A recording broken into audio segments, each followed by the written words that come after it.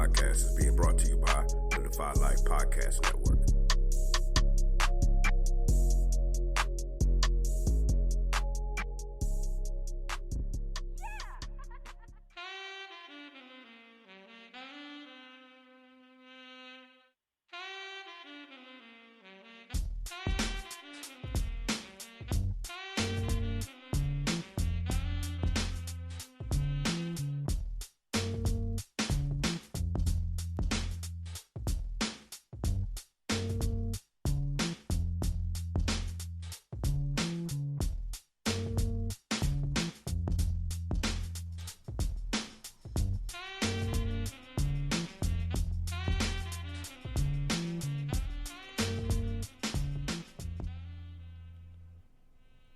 What up, world?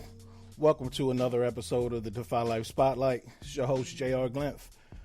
Today, I am joined by the Originator, Jaz-O, legendary hip-hop icon. How's it going today, Jazz?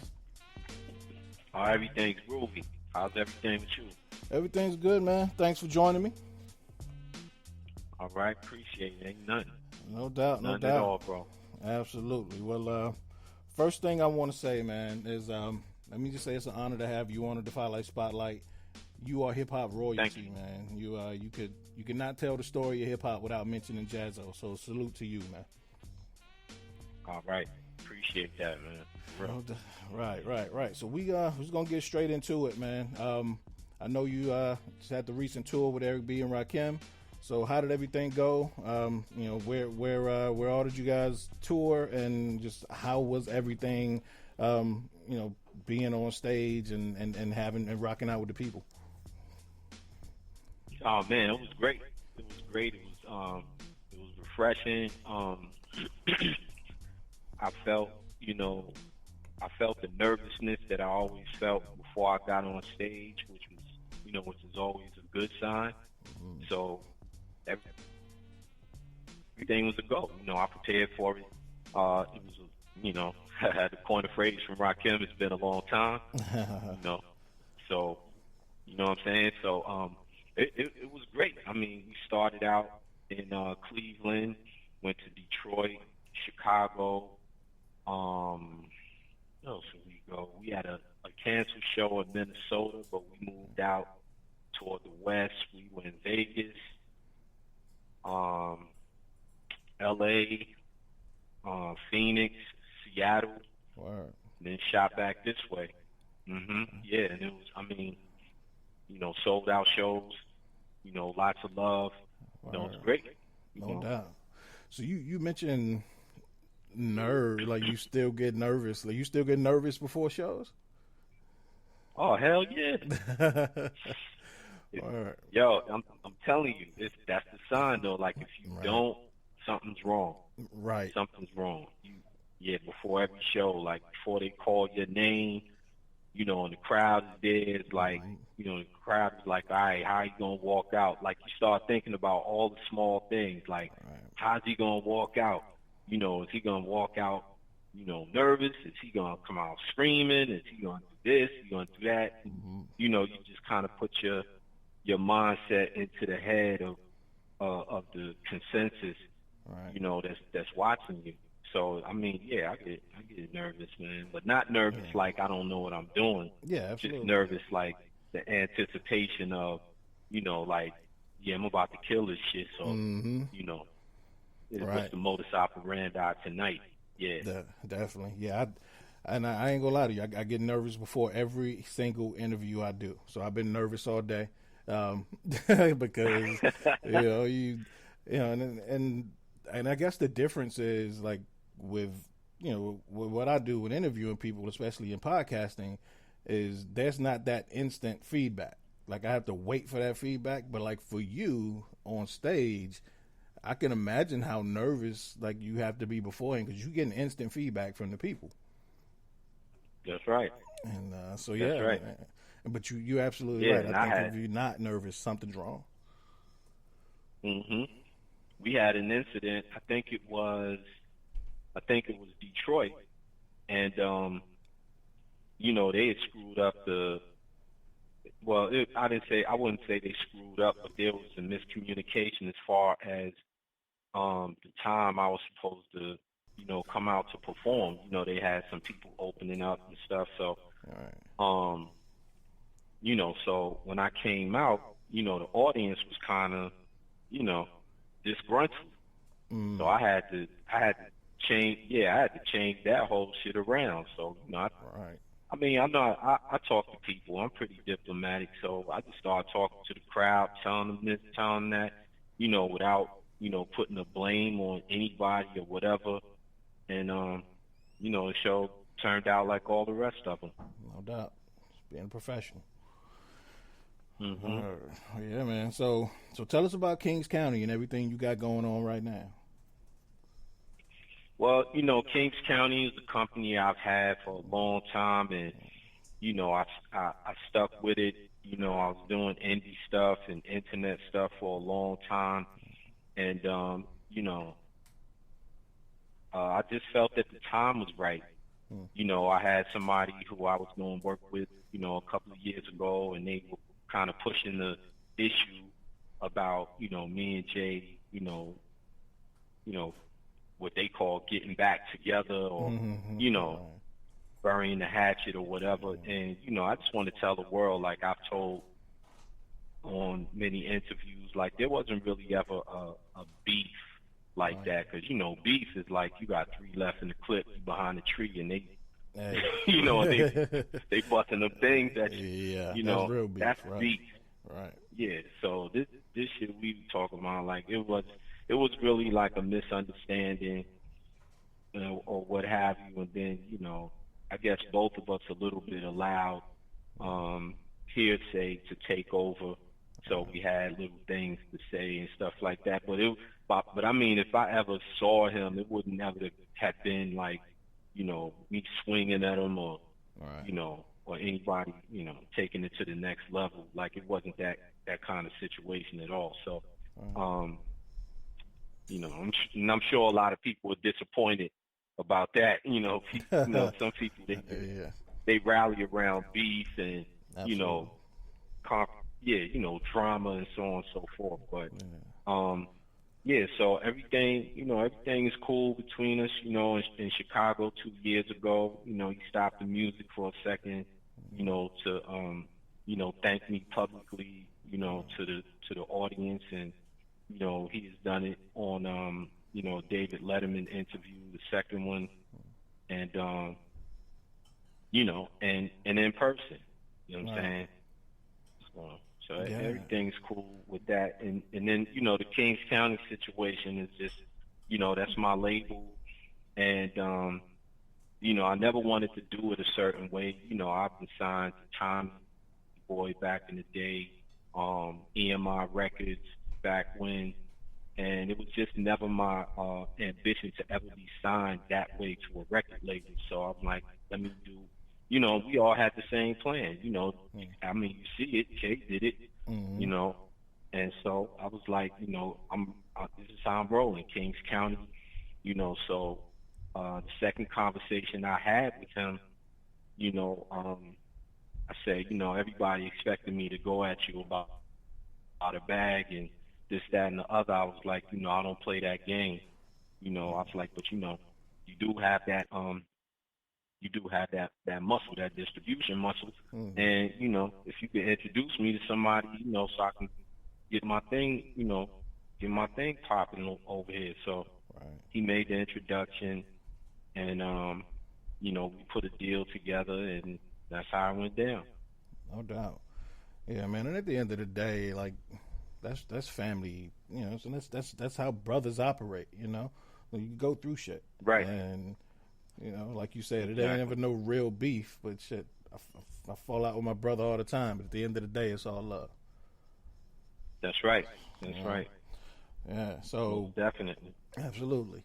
So it's funny. I'm going to ask you this because today, again, I was excited. I was nervous. So I'm telling my kids, my sons are 12 and 9. So of course they come from a different hip hop era. So I'm explaining to them who I'm going to be talking to today. And so I'm, of course, I had to show them the Hawaiian Sophie video, and so they were like, "Oh man, that's so cool." It's like Jay-Z looks so young, like it's all kind of stuff. So they were, just talking about, just how different Jay sounded, of course, in the videos, older videos with you, and so that made me think, like, so as an artist, how have you grown as an artist over the years?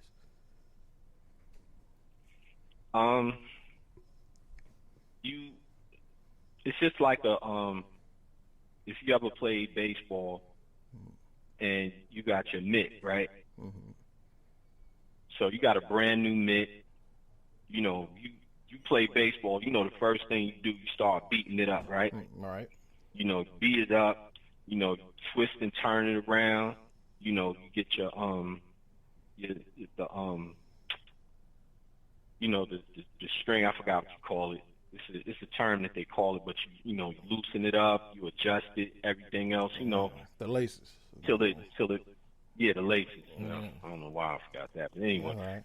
It happens. But so right. So it becomes form fitting, Mm-hmm. tailor made, tailor suited for your purposes and the premium comfort situation, value and all that. Right. So it's the same thing I feel with the skill level, the approach, because I can say this, Jay and I, we were always engrossed with perfection, to articulate whatever we're saying properly, the way we want to say it, to be clear, the timing, to ride, even if something was, if we felt that it should be a little off time, and then it would be perfectly off timed. You know what I'm saying? So right. Just things like that, vocal projection, and of course the extreme and most premium usage of poetic license. So that really is just something I've always done, and I always feel like there's something more that I can do. And what I notice with a lot of artists, they tend to, most artists, their skill level either stays where it was when they were at their height, Mm-hmm. or it it depletes, over the years, and that's due to non-usage of your skills, or you just fading, or that was just it for you. Right. That time that you had, that was your time. And I could say for myself, I never believed in that for myself. I always believed that I had, the lungs to do it. I've been a ball player most of my life, so I always felt I had to win, to kick it out, the projection, all of those things. So I mean, I it's hard to explain, but for the most part, it's all the intangibles like timing, like the segue into some things I want to start working on with artists, who would like to increase their skill level. Of course, that's not like, they don't make that an important aspect of being an artist anymore. Besides, I mean, even vocal coaching now, you got auto-tune, so they like, Right. what I'm saying? Yeah. So, right. So, but I think what we want to hear is coming back, and so I think it's important, and I think the timing is perfect, to really for those who want to increase their skill level. It is possible, and there are different things that you can do, like educating yourself about time signatures, getting yourself some bongos or some congas, what I'm saying, and start beating on them and understanding, the rhythm that you that manifests through your patting on the congas and bongos, comes from inside. And the same Right. thing with your vocal projection, the same thing with your syncopation and everything like that. And, introduce a lot of a lot of these artists, they may be doing it, but they don't know what they're doing, as far as like shuffle percentage. They could be rhyming in sixteenths, but it may have that little jump to it, that little shuffle, and they don't really understand what it is. But if they understood what it is, they can manipulate it better and just be more educated in what they're doing. So, those are the things that, and I would have to say that the drum machines helped me with that as well, because I knew what I was doing, or rather I could say I knew what I was doing as far as I knew how to do it. But then I realized I learned a lot of terminology by dealing with a lot of the MIDI instruments, Wow. So it educated me in, like I learned things like, the different time signatures and how, not just the term or the numbers, but how it sounded and how it came out rhythmically, Right. So that helped a lot. Yeah. Yeah, man. You Yeah. I feel like I'm talking to like a lawyer or a doc. Like you got a PhD in music, so like, Oh man, thank you. Absolutely. So you touched on it. So I just want to get your opinion. So what is the in your mind? What's the current state of hip hop, and where do you think it's headed? I think that hip hop is fine. The problem is the manipulation of these big corporations, Right. where everything is about money. And I think that it's up to the artist to differentiate or to at least balance out, the business aspect in respect to, the artistry, Yeah. the creative, the creative aspect of it, Mm-hmm. And the creative property. Because Right. what a lot of people don't know is that, especially now, like, when you talk about copyright, technically, copyright is sort of null and void. It's really moot now.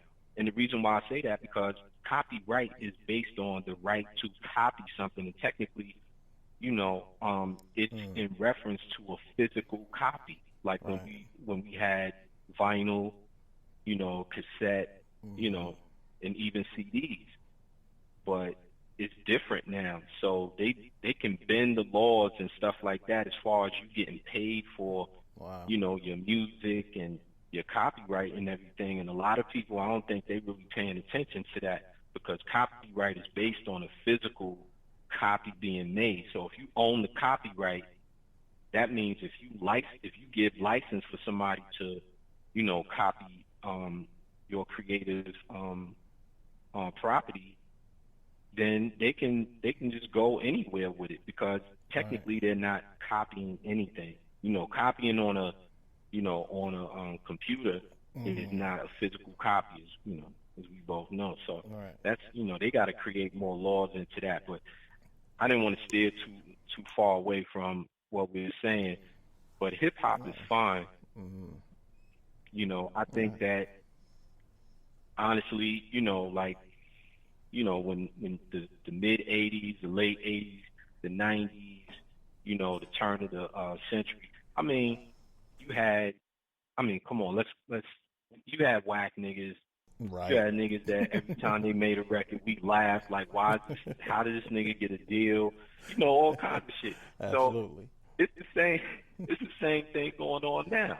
Yeah. And the funny part is, like, sometimes when people hear some of the stuff that we used to laugh at back in the day, it's like, oh, that's my shit. It's like, no, it wasn't. That shit was trash when it came out. Still trash. Right. But of course, we know psychologically that most of the time music in our lives is connected to a memory. So I think people unknowingly recognize that. They recognize the time period when it came out and the memory. And, they say, oh, that's my shit. But, like, yeah, think about the song, though. Like, oh, yeah, that shit was trash when it came out. Yeah, yeah. And I talk to my co-hosts on my other show about this all the time. Is we do this with music, we do it with ball players and sports. Like we like to romanticize nostalgia, and that's why that's why like growing up, all the old dudes was nobody ever be better than Wilt Chamberlain. Like because we like to romanticize our time, our era. Our time was the time, right? No time. Exactly, and so we do it with music. We all guilty of it, but I think you're absolutely right. I think hip hop is fine, and I say that all the time too. Is there's been whack niggas forever. It's just that exactly, they get a little bit more shine now, and they're pushed to the forefront a little more due to now. commercialism, right? Due to the upgrades in technology, where you have people who learn how to manipulate the system as far as social media and everything else. They have an upper hand because they're like, shit, I'm gonna make a record. Yeah. Or I'm whack. Get these auto tunes. Right. My timing is off. Pro Tools, Logic. I'm just gonna move this up a little bit, move this back some. Now I got perfect timing. So it's one of those things. Yeah. And then, we had it back then. Like, we was like, oh, punch in? Now whack niggas could get on. You know what I'm saying? They just punching in. They ain't spitting their whole verse straight through, Right. It's a bunch of shit. But yeah, for the most part, hip-hop is fine because those who shine will inevitably shine. Definitely. That's the bottom line. No matter what they use, whether they use auto-tune, whether they make a bunch of romantic songs, talent and talent will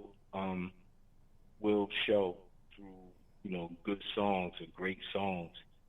Absolutely. Yeah, no doubt. So early on in your process, do you remember the first time you heard your song on the radio? Like first time? Yeah, I heard this song that we had called HP Gets Busy. It was me, Jay, and two brothers from Long Island, Jason and Eric. That was Almond Joy and Easy LD.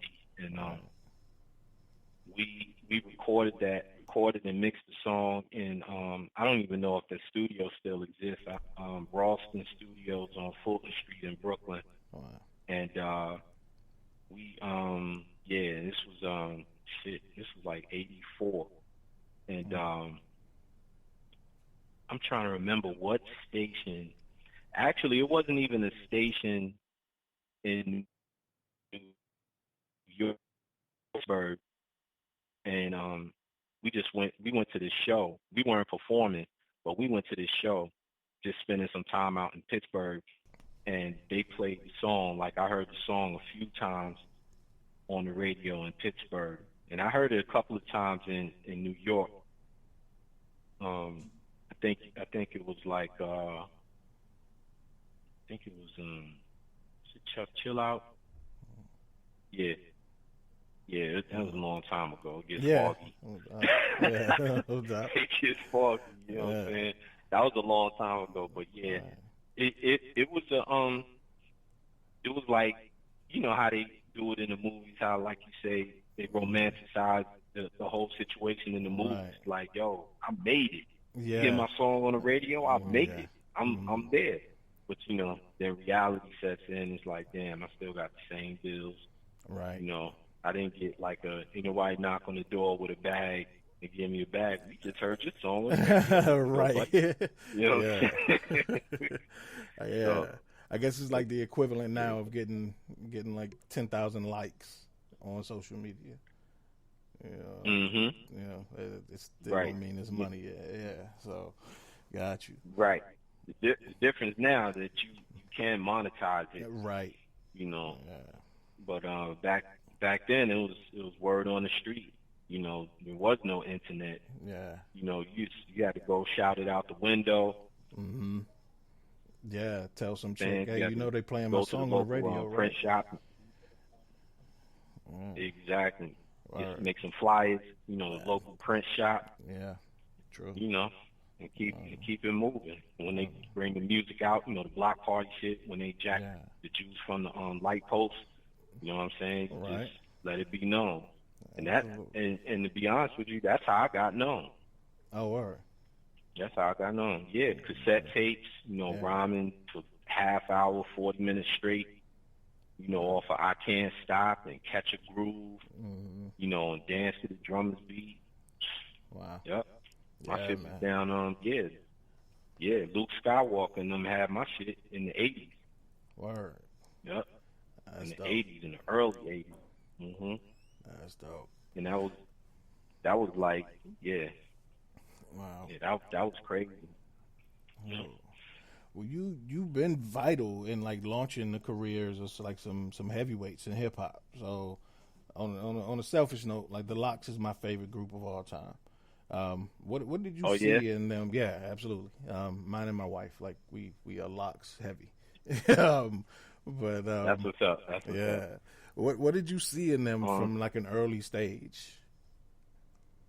um, initially, what happened was I moved back to New York from Georgia for a second. It was like 90. It was like late 92 to 93, and I had I had reunited with D and Y. I had some dealings with them a few years before that, but at D&D Studios, they created a new room which was, like a production room, and they called it Studio C. So, I had carte blanche in there because of my relationship with, Dave and Doug, the owners. Mm-hmm. And so I was like, yo, I'm back in New York. I need a home. Whoop, whoop, whoop. We did a little deal and stuff like that. So long story short, D&Y, they were recording in another room. They were actually waiting for Jada to come up, and they were telling me about, like, yeah, we got this group, called the Warlocks, because that's what they called them at first. They were the Warlocks, Right. and we got these two cats. We got Styles P and Sheik Luch, and at that time, Jada wasn't a part of the L.O.X, and they were considering this other cat. I can't remember his name, saved my life, but it was going to be three of them. So they kind of nudged him out the way, and what made them come in the room is I was playing this beat, and they were like, "Yo, who's that for?" I was like, "Nah, I'm just in here making beats, man." I said if I like it enough, what I'm saying, I'm gonna use it for myself, but this, that, and the other. So it's like, yeah, we piece you off something. We ain't got no budget yet, but we'll give you something for that beat, hold it for our group, this, that, and the other. So he's like, yo, what's the name is here? Yo, come in here for a second. Woo, woo, woo. So Styles came in. Styles started spitting on it. I was like, okay. Sheik came in. Sheik started spitting on it. And about 20 minutes later, Jada came in, and they let Jada hear it. And Jada was like, yeah. So they was like, yo, Jada, spit something on that. Woo, woo, woo. He spit something on it.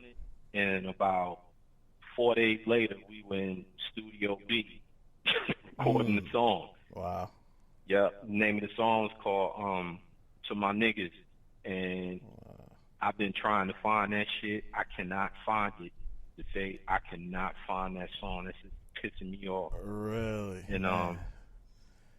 yeah. So I basically did 3 joints for them, and those were the joints that sealed the deal with them when they got the deal with Bad Boy. All right. Yeah, because that's what, when you said it, that's the first thing I thought is, oh, I got to go find that shit. But if you can't find it, I'll be wasting my time. So yeah, I mean, you never know. You never know. They have that. It's people find ways Right. to come up with shit. Yeah. You know, Yeah, I'm damn sure gonna try. be like, Yeah, how can you get that? all right. All right. Well, yeah.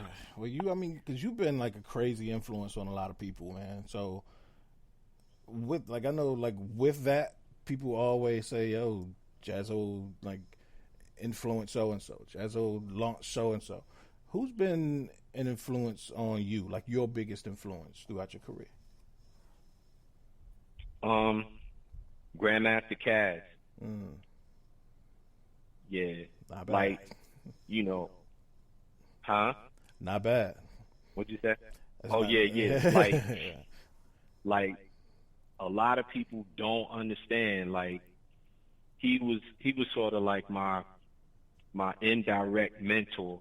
Like, he didn't know he was tutoring me. Every time I listened to Cold Crush, and I was like, first I wasn't familiar, and I went to school. I went my first couple of years in high school up in Harlem at Fiorella H. LaGuardia Music and Art, Mm. and me and my boy, we was like, what's this new? We knew what hip hop was, we knew what rap was, we knew what b-boy was, but it was like, damn, we weren't doing it like that, like the way they were doing it. Like, we was going some Mikey and Ike was playing in the ditch, and then we come uptown, these niggas talking about yes, y'all, to the beat, y'all. I'm like, what Right. the fuck is that? Mm. You know what I'm saying? So then, like, I heard a lot of cats. I heard all of the Zulu Nation groups. Nine Crew, Jazzy 5. Force MC, not the Force MDs, but then I heard the Cold Crush Brothers, and they was doing these routines, and I heard the Fantastic Five. Wow. And then I recently found out that Kaz was Whip's mentor. Like, Whip was what they used to call them captains, the ones that usually led in all the routines. Yeah. Usually the best cat in the group, the captain. Like, Kaz was Whip's mentor, and Whip was the captain for the Fantastic Five. Oh, wow. And I just started listening, because I kept wondering, like, damn, when I hear Fantastic Five, when I hear Cold Crush, it's like, damn, is it like some Parliament Funkadelic shit where, like, some of them got the same niggas in both Right. groups or something? Yeah. You know what I'm saying? But it was them two. It was them two, and the nigga Whip sounded just like Kaz. And when I heard Kaz, like, so many lights went off in my head. Like, the timing is just right. The way he's sitting on the beat, the way the nigga was pitch perfect. He's rhyming and he's pitch perfect. Wow. I'm like, yo, this is where I want to go with it. You know what I'm saying? And that's when I made my mind up. It was like, yo, I'm going to be better than everybody.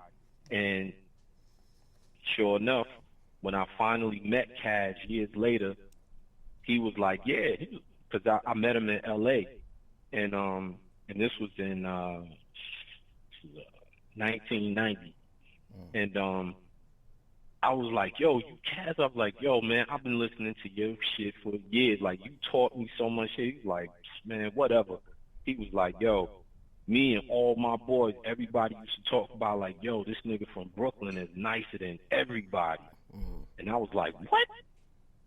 That shit blew me away. Wow. And that's when I knew, and not to be egotistical, but that's when I knew I was doing the right thing. Yeah. You know what I'm saying? That I was really listening to this dude. Like, I had my own shit, but, you got to get stuff from other places to keep doing what you do to improve it. So, yeah, it was Kaz. Word. Yeah, I think Kaz was, yeah.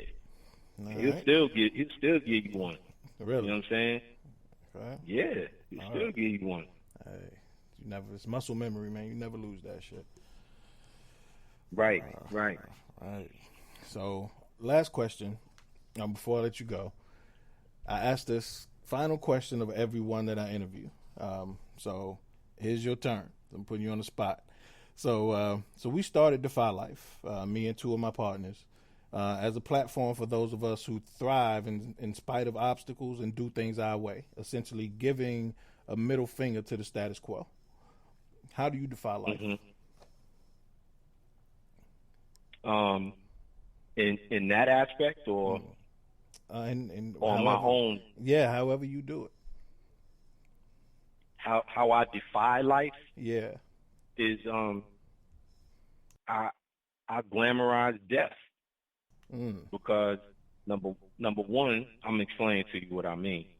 Number one, we all got to make that trip. Right. So my whole thing is, I love life like most everybody should. Right. I love life, but I defy it too because it's just playing games with me.